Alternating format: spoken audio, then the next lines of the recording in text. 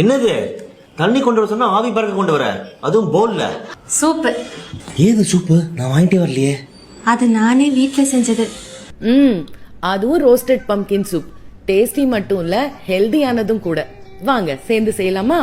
பம்கின்ல பாத்தீங்கன்னா நிறைய health benefits இருக்கு. பிளஸ் வெயிட் லாஸ் ஜர்னில இருக்கவங்களுக்கு இந்த சூப் ரொம்பவே ஹெல்ப்ஃபுல்லா இருக்கும். அண்ட் எதுக்கு ரோஸ்ட் பண்ணணும்?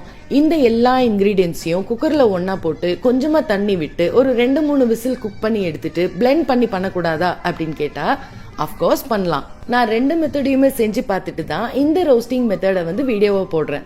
ஏன்னா கம்பேரிட்டிவ்லி இந்த மெத்தட்ல ஃபிளேவர், டெக்ஸ்சர், கன்சிஸ்டன்சி, டேஸ்ட் எல்லாமே சும்மா நச்சுன்னு இருந்தது.